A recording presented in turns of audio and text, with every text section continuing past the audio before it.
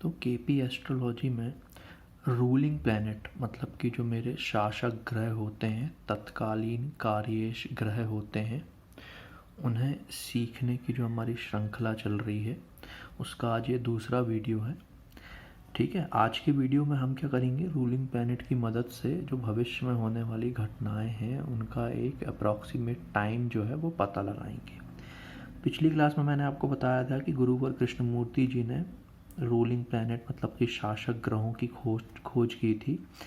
LSRD हम ये नाम देते हैं। एल का मतलब होता है प्रश्न समय, बहुत अच्छे से समझिएगा, प्रश्न के समय पर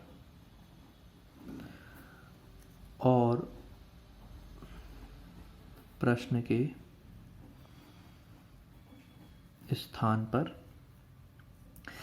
जो लगन का जो स्वामी होता है, जो लगन उदय हो रहा है प्रश्न समय प्रश्न स्थान पर, उसका जो स्वामी होता है वो मेरा एल होता है। एस जो है वो चंद्रमा का स्टार लॉर्ड होता है। आर जो है वो मेरा चंद्रमा का राशि लॉर्ड होता है और डी जो है मेरा वो डे लॉर्ड होता है। तो ये क्या होता है, ये मेरा होता है जो प्रश्न समय लगन उदित हो रहा है उसका जो राशि लॉर्ड है वो। फिर क्या होता है, ये जो मेरा मून का जो मेरा स्टार लॉर्ड है वो होता है। फिर इसके बाद में जो मेरा मून का राशि लॉर्ड है वो होता है और इसके बाद में लास्ट में जो है ये मेरा डे लॉर्ड होता है। और अगर हम पावर के हिसाब से देखें तो एल सबसे ज़्यादा पावरफुल होता है, उससे कम एस होता है, उससे कम आर होता है और सबसे कम जो है वो डी होता है। गुरुवर KS कृष्णमूर्ति जी ने ये 4 ग्रहों को जो है रूलिंग प्लैनेट के रूप में परिभाषित किया था। इसके अलावा क्या होता है कि प्रश्न समय जो ग्रह वक्री हो अथवा वक्री ग्रहों के नक्षत्र या फिर उप नक्षत्र में स्थित हो उन्हें हम कंसीडर नहीं करते हैं। तो यदि ऐसा होता है कि वक्री ग्रहों के कारण जो है यदि मेरे कुछ प्लैनेट यहाँ पर कम पड़ जाते हैं तब हम प्रश्न समय में जो मेरा लगन का स्टार लॉर्ड होता है इसे भी कंसीडर कर लेते हैं और इसके बाद में फिर मेरे LSRD ये हम ले लेते हैं। तो ये फिर मेरे 5 रूलिंग प्लैनेट हो जाते हैं। ये सबसे ज़्यादा पावरफुल होता है, फिर उससे कम ये, फिर उससे कम ये, फिर उससे कम ये और उससे कम ये, मतलब कि सबसे कम ये।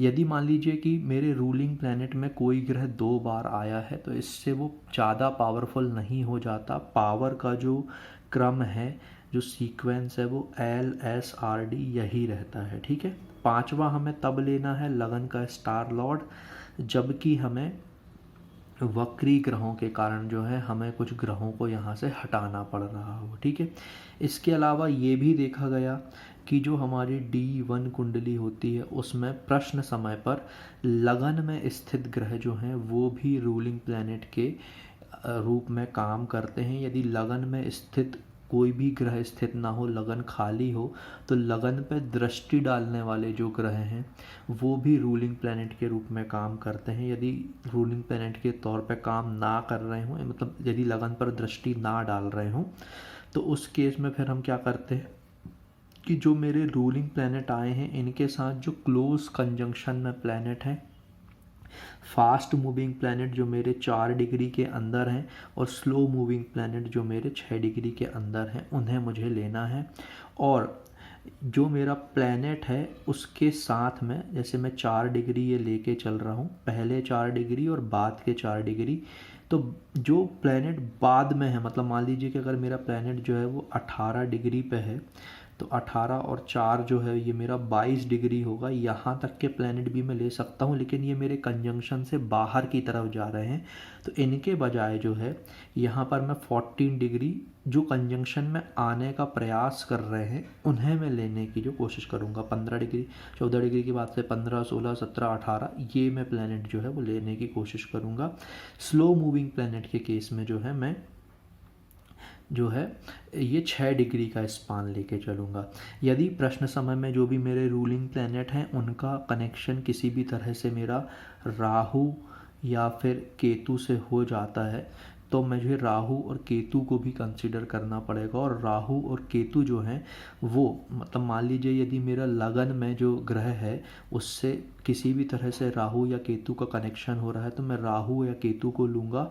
एंड कृष्णमूर्ति पद्धति का नियम है nodes are stronger than planet. Okay, planet की तुलना में जो नोड्स हैं मेरे वो ज़्यादा पावरफुल होते हैं, इसलिए मैं उस ग्रह के स्थान पर राहु या केतु को मैं क्या करूँगा, प्रमुखता से यूज़ करूँगा, ज़्यादा बलवान कार्यश मानकर यूज़ करूँगा, ज़्यादा बलवान मानकर, ज़्यादा पावरफुल मानकर यूज़ करूँगा। यदि किसी ग्रह के साथ राहु और केतु दोनों ही आ जाते हैं तो उस केस में जो मैं वरीयता दूंगा, जो मेरी ज़्यादा प्रायोरिटी होगी वो मेरी राहु की होगी। ठीक है, क्योंकि राहु और केतु में राहु जो है वो मेरा ज़्यादा पावरफुल होता है। तो ये सारी ही चीज़ें जो हैं मैंने आपको पिछले वीडियो में बताई थी। आज सिर्फ हमने इसका एक क्विक रिवीजन किए हैं। क्विक रिवीजन इसलिए किए थे क्योंकि ये ज़रूरी। तो अब हमें क्या करना है, सबसे पहला उदाहरण देखना है जिसमें हमें घंटे भर में होने वाली जो घटना है उसका पता लगाना है कि वो घटना कब होगी, जो कि मेरी उस घंटे के जो तत्काल में जो मेरा समय चल रहा है उसमें 1 घंटे के भीतर जो है कुछ समय में मेरी घटना जो है वो होने वाली है।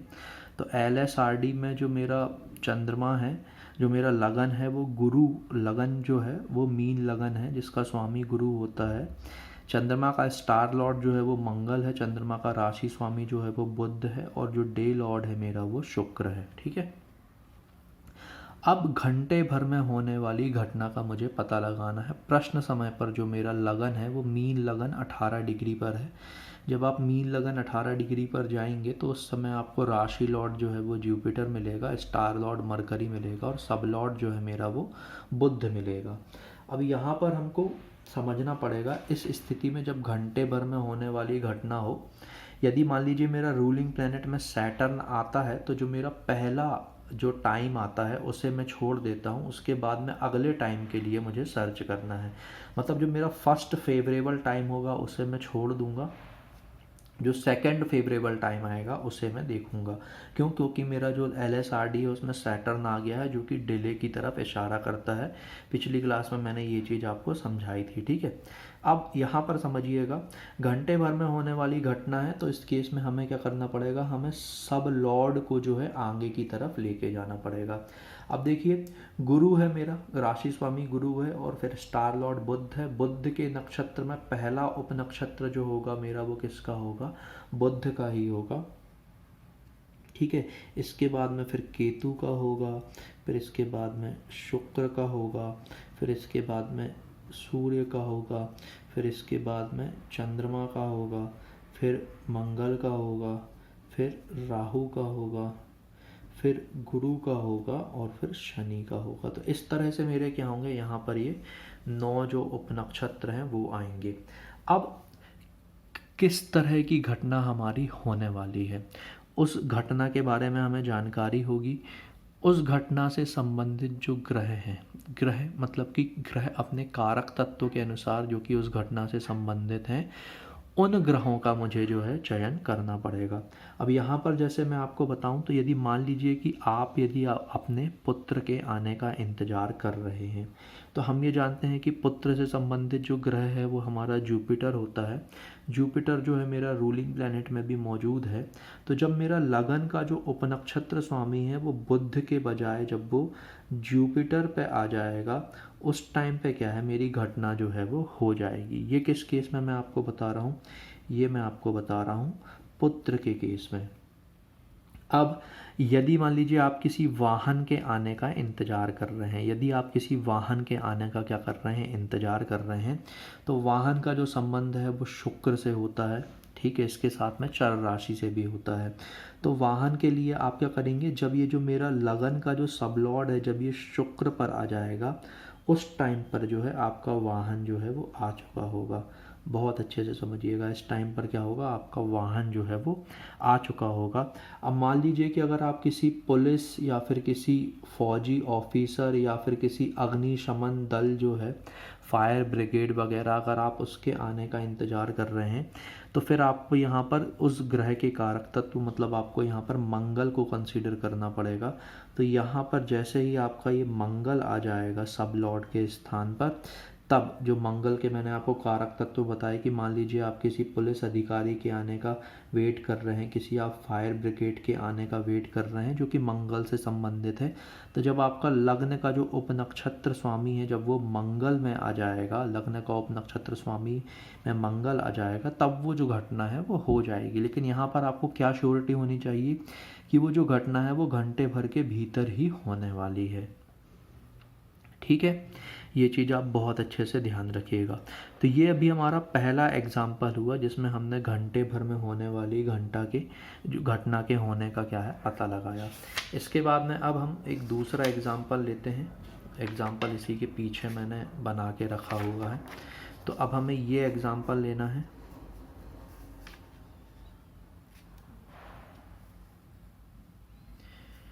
तो ये जो मेरी घटना है ये कुछ घंटों के बाद लेकिन दिन भर में होने वाली है। अब ये बहुत अच्छे से समझिएगा, कुछ घंटों के बाद लेकिन दिन भर में होने वाली घटना जो है उसके लिए हम क्या करते हैं, लगन जो होता है उसे चेंज करते हैं। उसके लिए हम क्या करते हैं, लगन जो होगा उसको हम चेंज करेंगे। अब देखिए मेरा अभी क्या है, मीन लगन है। मीन के बाद में जो है मेरा ये मेष लगन आ जाएगा। मेष लगन में क्या है, मेरा मेष लगन का जो स्वामी है वो क्या होता है, मंगल होता है। और अगर आप देखेंगे तो मंगल जो है मेरा यहाँ पर LSRD में आया हुआ है, मतलब कि मैं मंगल को कंसीडर कर सकता हूँ। अगर मान लीजिए मंगल मेरा जो है वो LSRD में नहीं आया होता तो फिर मैं मंगल को कंसीडर नहीं करता, फिर मैं मेष की जगह जो अगली राशि है जो कि मेरी वृषभ राशि है मैं उसके पास में जाता। अब यहाँ पर देखिए आप, जो मेरी मेष राशि है उसमें 3 नक्षत्र होते हैं, केतु का, शुक्र का और सूर्य का। तो यहाँ पर जो मेरा मंगल है, मंगल में 3 नक्षत्र होंगे। पहला होगा केतु का, फिर होगा शुक्र का और फिर होगा सूर्य का। अब अगर आप इन तीनों में से देखेंगे तो क्या केतु जो है मेरा क्या वो LSRD में है, नहीं आया है, तो केतु का मैं हटा दूंगा। वीनस क्या मेरा आया है, वीनस जो है मेरा वो LSRD में आया हुआ है। और इसके बाद में फिर जो मेरा सूर्य है, सूर्य क्या मेरा LSRD में है, वो नहीं है। तो मतलब कि जब मेरा लगन जो है वो मंगल की राशि और शुक्र के नक्षत्र में होगा, मंगल की राशि में होगा और शुक्र के नक्षत्र में होगा, ये चीज़ें मैंने फिक्स कर ली हैं, उस समय जो है मेरी घटना होगी। अब मुझे और सूक्ष्मता पर जाना है। ठीक है, अब मुझे क्या करना है, और जो है सूक्ष्मता पर यहाँ पर जाना है। एक जो लगन है मेरा, मतलब एक जो मेरा नक्षत्र होता है, देखिए जो मेरा लगन होता है लगभग अगर हम मान के चलें कि 2 घंटे के लिए होता है, एक उदाहरण के लिए, तो ये मेरा लगभग 53 मिनट या 52 मिनट के लिए होता है। तो मैं अगर ये बोल दूं कि जब लगन जो है मेरा वो मंगल की राशि मतलब कि मेष राशि में शुक्र के नक्षत्र पे आएगा तब होगा, तो वो 52 मिनट में एग्जैक्टली कब होना है मुझे वो भी बताना पड़ेगा। तो शुक्र के क्या होगा, ये नक्षत्र में आने पर, मंगल की राशि और शुक्र के नक्षत्र पे आने पर होगा। मंगल को मैं ले चुका हूँ और शुक्र को मैं ले चुका हूँ। अब गुरु और बुध मेरे पास में जो है वो बचते हैं। तो जब वो मेरा लगन जो है वो मंगल की राशि, शुक्र के नक्षत्र और इसके बाद में देखिए 2 प्लैनेट बचे हुए हैं जिसमें जुपिटर जो है वो सबसे ज़्यादा पावरफुल है बचे हुए प्लैनेट में। तो जब वो मेरा गुरु के उपनक्षत्र में आएगा तब मेरी जो है वो घटना होगी। अब अगर आप इसे और ज़्यादा सूक्ष्मता से बताना चाहते हैं तो अब एक प्लैनेट बचा हुआ है बुध, तो आप बता सकते हैं कि जब वो बुध के उप नक्षत्र में होगा तब मेरी घटना हो जाएगी। तो जो मेरा लगन है, बहुत अच्छे से समझिएगा, जो मेरा लगन है जब वो मंगल की राशि में होगा, शुक्र के नक्षत्र में होगा, गुरु के उप नक्षत्र में होगा और बुध के उप नक्षत्र में होगा, उस टाइम पे जो है मेरी घटना जो है वो घटित हो जाएगी। ठीक है, ये मैंने आपको किस हिसाब से बताया, ये मैंने आपको बताया अभी रूलिंग प्लैनेट की मदद से। ठीक है, अब इसके बाद में और अच्छे से समझिएगा। देखिए ये अगले तरह के प्रश्न आपके पास में जो भी व्यक्ति, जो भी जातक आपके पास में आएंगे और रूलिंग प्लैनेट की मदद से अगर आपको जो है सहायता करनी है उनकी, तो इसी तरह के प्रश्न वो आपसे पूछेंगे। अब यहाँ पर देखिए ये संभव है कि घटना जो है मेरी वो हफ्ते भर में होने वाली है, अगले 7 दिन में मेरी जो घटना है वो होने वाली है। अब हफ्ते भर की घटनाओं के निर्णय के लिए हमें देखना होगा कि आज कौन सा मेरा दिन चल रहा है। आज कौन सा दिन चल रहा है मेरा, शुक्रवार है ठीक है। अब यहाँ पर अगर आप देखेंगे तो वरीयता के हिसाब से, प्रायोरिटी के हिसाब से सबसे ज़्यादा प्रायोरिटी किसकी है? जुपिटर की है। मतलब कि शुक्रवार से आगे आने वाला जो मेरा गुरुवार है, जो मेरा गुरुवार है, उसमें ये जो मेरी घटना है ये घटित हो जाएगी। ठीक है। हफ्ते भर की घटनाओं के लिए आप क्या करेंगे? आप रूलिंग प्लैनेट बनाएंगे। आज जो है मतलब जो मेरा आज जो दिन है उसके बाद अब आप LSRD में देखेंगे कि सबसे ज़्यादा प्रायोरिटी, सबसे ज़्यादा पावर वाला जो ग्रह है वो किस दिन का प्रतिनिधित्व करता है। तो गुरु जो है यहाँ पर वो गुरुवार का प्रतिनिधित्व करता है। मतलब जो मेरी घटना है वो गुरुवार को हो जाएगी। यदि गुरुवार की जगह मान लीजिए बुध जो है वो सबसे ज़्यादा प्रायोरिटी पर होता, लग्न का जो स्वामी है यदि वो बुध होता, तो हम बोलते कि भैया जो आपकी घटना है वो बुधवार तक हो सकती है। ठीक है। तो ये अभी हमने हफ्ते भर की घटनाओं का निर्णय जो है वो देख लिया। इसके बाद में और एक बहुत ज़्यादा ज़रूरी कंसेप्ट आता है, वो मैं आपको समझाता हूँ। यहाँ पर देखिए मैंने पहले से कुछ चीज़ें लिख के रखी हैं ताकि पढ़ाते समय किसी भी तरह का कंफ्यूजन ना हो। तो घटना जो है मेरी वो 7 दिन के बाद होने वाली है। मतलब वो हफ्ते वाली कैटेगरी में नहीं है, लेकिन 7 दिन के बाद अगले 9, 10, 11, 12 इतने दिनों के बीच में मान लो वो जो मेरी घटना जो है होने वाली है। तो उसके लिए हम किस तरह से करेंगे? तो देखिए उसके लिए हम क्या करेंगे कि चंद्रमा जो है मेरा वो जिस नक्षत्र में स्थित है, चंद्रमा जो है मेरा ये मृग नक्षत्र जो मेरा 5 नंबर का नक्षत्र होता है उसमें स्थित है। और अब हमें बताया जा रहा है कि भैया जो घटना है वो 7 दिन के बाद होने वाली है। क्योंकि यदि सप्ताह भर में हो रही होती तो जो मैंने आपको प्रीवियस वाली मेथड बताई है हम वहीं से ही उसे कर लेते, लेकिन वैसा नहीं है। घटना जो है मेरी वो कैसे होने वाली है, वो थोड़ा टाइम लगेगा, उसे 7 दिन से ज़्यादा लगेंगे, 10-12 दिन से कम का समय लगेगा। तो अब मैं क्या करूँगा, जो चंद्रमा मेरे जिस नक्षत्र में है उससे 7 नक्षत्र लगभग जो है छोड़ दूँगा। इसके बाद में फिर जो है मेरा 11वां नक्षत्र आएगा, 12वां आएगा, 13वां आएगा, 14वां आएगा, 15वां आएगा और 16वां आएगा। अब यदि व्यक्ति जो है वो आपसे बोल रहा है कि घटना जो है उसकी कब होनी है, यदि मान लीजिए व्यक्ति अगर आपसे बोल रहा है कि अगले 11 दिन के अंदर जो है, या 8 दिन के अंदर या 9 दिन के अंदर अगर उसकी घटना जो है वो होनी है, तो आप देखेंगे यहाँ पर तो 8वें दिन क्या है, जो मुझे नक्षत्र मिल रहा है वो शुक्र का नक्षत्र मिल जा रहा है। और शुक्र जो है मेरा वो रूलिंग प्लैनेट में है, मतलब इस दिन घटना हो सकती है। व्यक्ति यदि ये बोल रहा है कि नहीं वो 10-11 दिन में मेरी घटना होनी है, तो 8 के बाद में, उदाहरण के लिए समझिएगा, 9वें दिन सूर्य है जो मेरा रूलिंग प्लैनेट में नहीं है, मतलब 9वें दिन जो मेरा नक्षत्र है उसका स्वामी सूर्य है जो मेरे रूलिंग प्लैनेट में नहीं है। इसके बाद 10वें दिन जो मेरा नक्षत्र है उसका स्वामी भी नहीं है, तो इन दोनों दिन तो घटना नहीं होगी। इसके बाद में फिर यदि व्यक्ति आगे का अगर मेरे से बोलता है, समझिएगा व्यक्ति ये बोल रहा है कि भैया जो मेरी घटना है ना वो 9 दिन से मतलब अगले 14 दिन के बीच में होने वाली है, या अगले 13-14 दिन के बीच में होने वाली है। तो यहाँ पर अब देखिए जो मेरे रिमेनिंग प्लैनेट्स हैं इसमें सबसे ज़्यादा मुझे पावरफुल क्या मिल रहा है, पावरफुल मुझे मिल रहा है गुरु। गुरु सबसे ज़्यादा प्रायोरिटी पर है यहाँ पर, पहले नंबर का, प्रथम दर्जे का जो है मेरा वो रूलिंग प्लैनेट है। तो हम उसे बोलेंगे कि चंद्रमा जब विशाखा नक्षत्र में आ जाएगा गुरु के द्वारा शासित नक्षत्र में, तब जो आपकी घटना है वो हो जाएगी। तो इस तरह से हम रूलिंग प्लैनेट की मदद से क्या कर रहे हैं, व्यक्ति को बता रहे हैं कि घटना जो है वो कब हो सकती है। इसके बाद में अब ये एक और है, इसे बहुत अच्छे से अब आप समझिएगा, समझने लायक है ये चीज़, है ना। महीने भर में संभव घटनाएं, जब हम महीने भर की बात करते हैं तो उसमें हम चंद्रमा के गोचर का उपयोग करते हैं। ठीक है। चंद्रमा का गोचर मैंने आपको बताया, यदि 1 हफ्ते से ज़्यादा की बात होगी तब भी हम चंद्रमा का नक्षत्र ही देखेंगे। अब व्यक्ति बोल रहा है कि महीने भर के बीच में जो है मेरी वो घटना हो सकती है।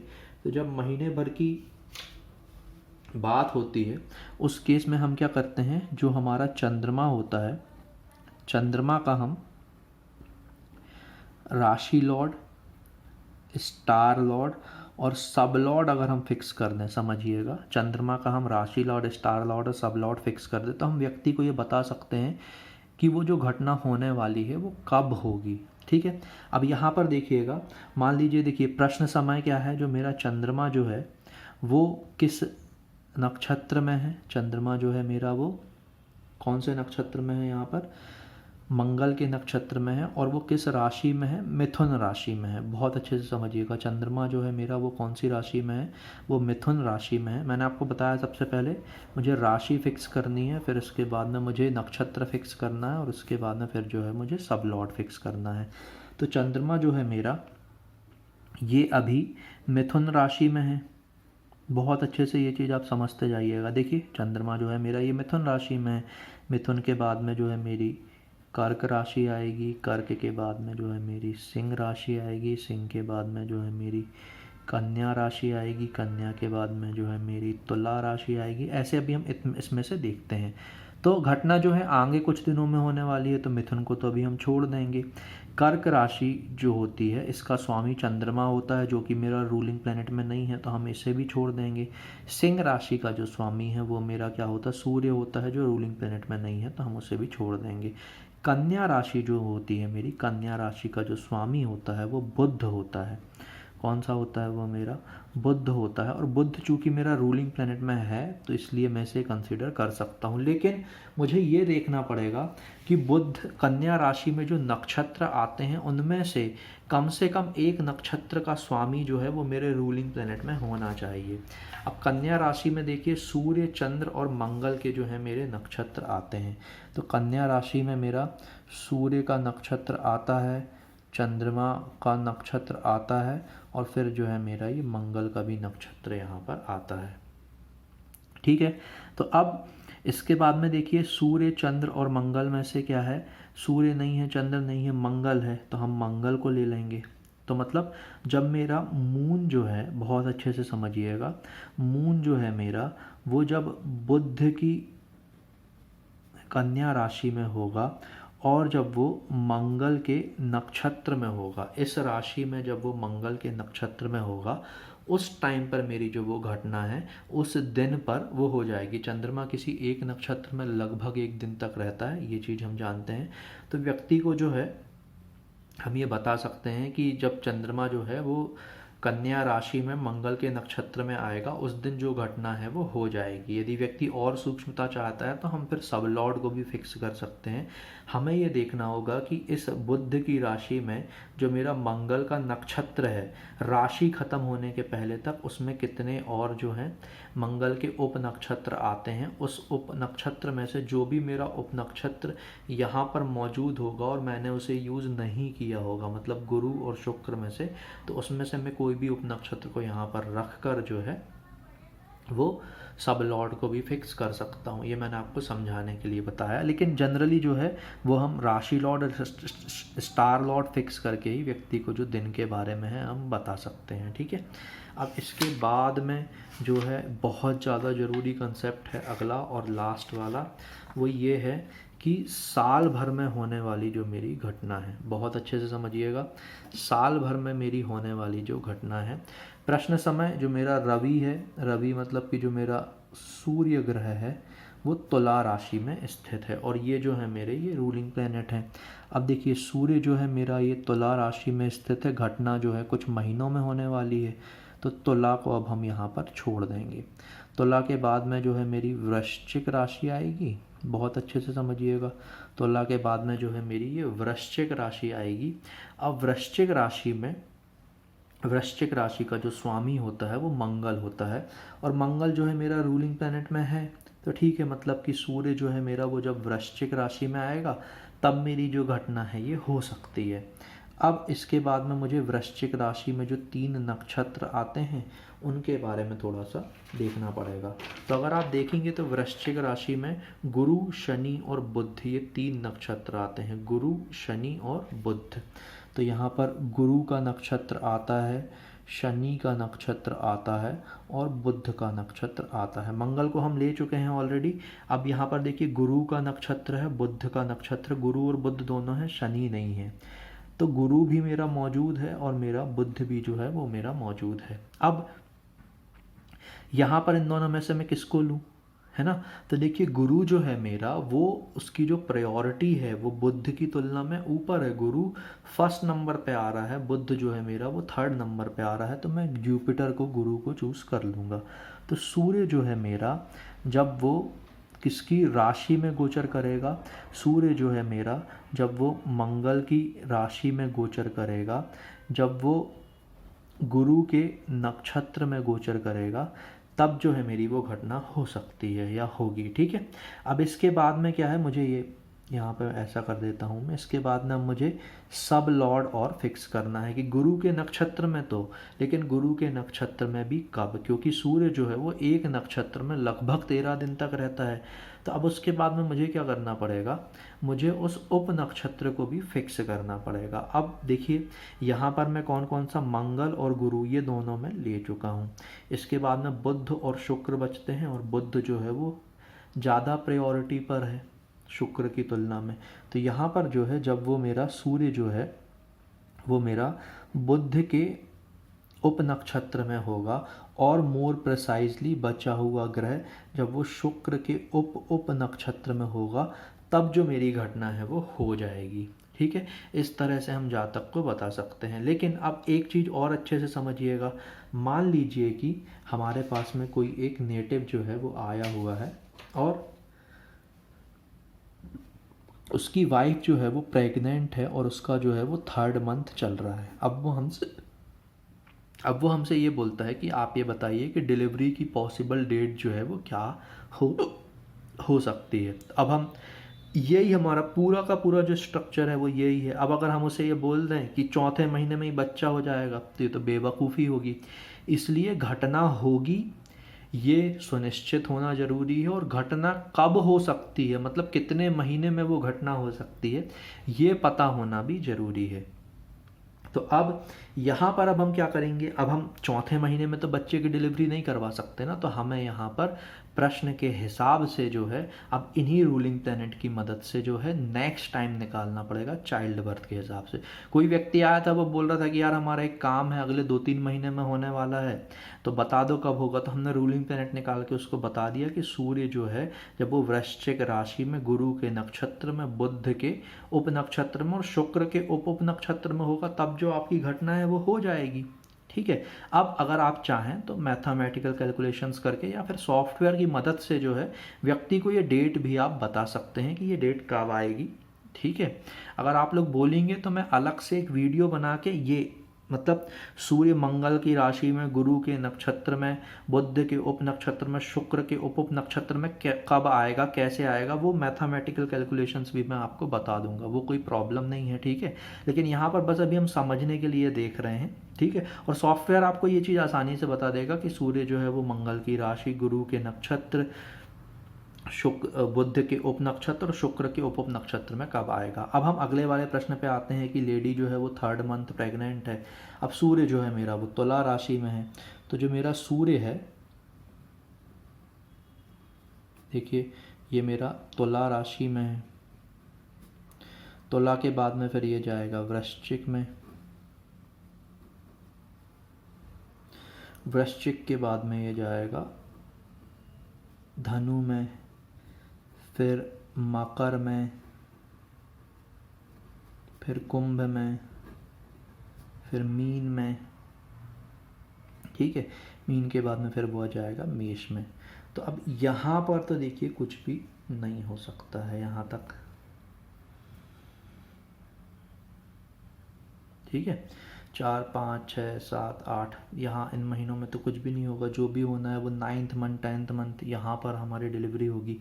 तो अब हम ये मीन राशि को इस हिसाब से देखते हैं। तो देखिए मीन राशि जो है मेरी, इसका जो स्वामी है वो गुरु होता है, और गुरु जो है मेरा वो पहले दर्जे का, फर्स्ट प्रायोरिटी का यहाँ पर जो है रूलिंग प्लैनेट है, मतलब हम मीन को ले सकते हैं। तो हमने ये जुपिटर को ले लिया।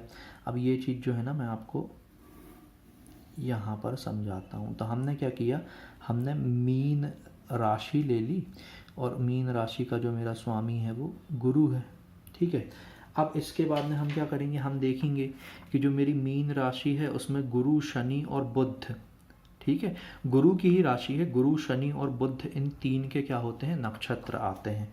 तो यहाँ पर जो मेरे नक्षत्र आ रहे हैं वो गुरु, शनि और बुध, इन तीनों के जो है मेरे ये नक्षत्र आ रहे हैं। गुरु जो है मेरा वो पहले दर्जे का है, लेकिन मैं गुरु को ऑलरेडी ले चुका हूँ, तो अभी मैं दोबारा नहीं लूँगा।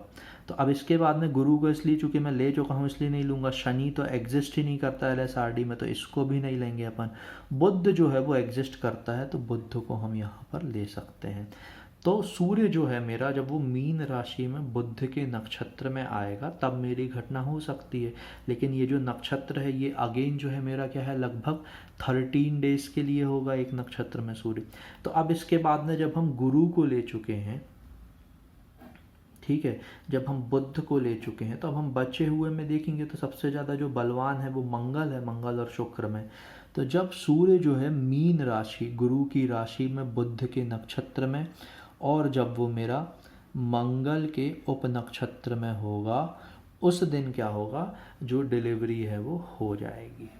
ये इस तरह से हम बता सकते हैं। तो जो मेरा सन है, जब वो मीन राशि में, गुरु के द्वारा शासित मीन राशि में बुध के नक्षत्र में और चंद्र और मंगल के उप नक्षत्र में होगा, उस टाइम पर जो है मेरी जो घटना है वो हो जाएगी। ठीक है। अब ये मतलब फिर से आप मैथ्स के हिसाब से, सूर्य जो है लगभग मतलब वो हर साल लगभग उसी दिन क्या है, मतलब वो उस राशि में किसी एक राशि में आता है। जैसे मान लीजिए कि सूर्य जो है वो यदि मेरा मीन राशि में 15 मार्च या 16 मार्च के दिन आता है, तो उसके बाद में अब ये जो गुरु का यहाँ पर नक्षत्र होगा ये मेरा 3 डिग्री और फिर 20 मिनट का होगा। इसके बाद में ये जो शनि का नक्षत्र आएगा ये मेरा पूरा 13 डिग्री और फिर 20 मिनट का आएगा, है ना। तो ये दोनों मेरे निकल गए। इसे मैं लगभग मान लेता हूँ कि यहाँ पे जो है मेरे 17 दिन जो है मेरे चले जाएंगे। ठीक है। तो कब आया था ये मेरा, 15 या 16 मार्च को जो है मीन राशि में सूर्य का गोचर स्टार्ट हुआ था। 17 दिन मैंने और निकाल लिए। अब इसके बाद में जब मैं बुध से देखूंगा, समझते जाइएगा, है ना।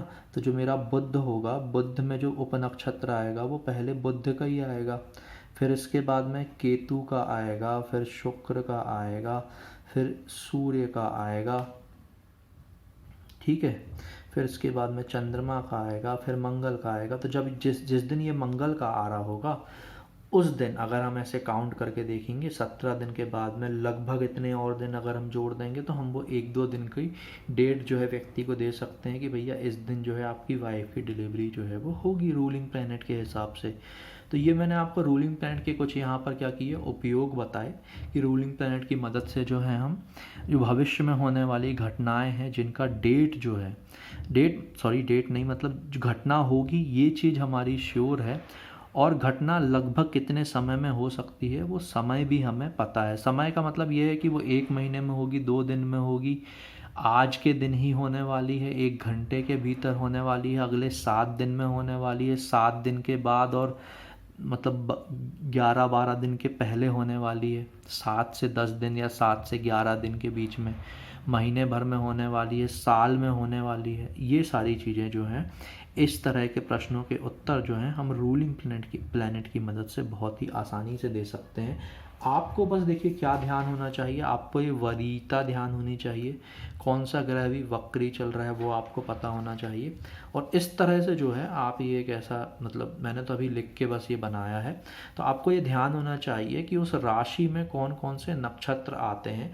जो भी राशि आप चूज़ कर रहे हैं ना गोचर के लिए, चंद्रमा का गोचर देखने के लिए, ठीक है, या फिर सूर्य का गोचर देखने के लिए, तो उस राशि का स्वामी जो है वो आपके LSRD में रूलिंग प्लैनेट में होना चाहिए। साथ ही उस राशि के अंतर्गत जो नक्षत्र आते हैं वो नक्षत्र में से कम एक नक्षत्र जो है वो होना चाहिए। ठीक है।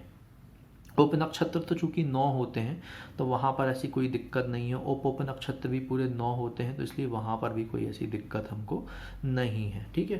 तो इस तरह से जो है हम रूलिंग प्लैनेट की मदद से भविष्य में होने वाली घटनाओं की जो जानकारी है वो ले सकते हैं। इसके बाद अगले वीडियो में बहुत इंपॉर्टेंट टॉपिक मैं आपको बताऊंगा कि रूलिंग प्लैनेट की मदद से हम जन्म समय शुद्धिकरण मतलब कि बर्थ टाइम रेक्टिफिकेशन किस तरह से करते हैं। ठीक है। आपको याद होगा दोस्तों कि 30 नवंबर 2023 तक हमारा गिव अवे चल रहा है, जिसमें आपको एक जो है बहुत अच्छी पुस्तक वर्ग कुंडलियों से संबंधित जो है वो आपको दी जाएगी। आपको बस क्या करना है, हमारे कोई भी 5 वीडियोस जो आपने देख रखे हों या जो आप अब देखेंगे, आप उन वीडियो को देखिए, आपको उस वीडियो में क्या अच्छा लगा, क्या बुरा लगा, वो आपको हमें हमारे व्हाट्सएप नंबर पर जो है वो बताना है। हम रैंडमली जो है किसी भी एक व्यक्ति को, जो हमारे एक रिस्पेक्टेड व्यूअर हैं, उन्हें सेलेक्ट करके और उनके एड्रेस पर जो है वो बुक भिजवा देंगे। ठीक है, तो मिलते हैं आपसे अगले किसी वीडियो में, तब तक के लिए नमस्कार।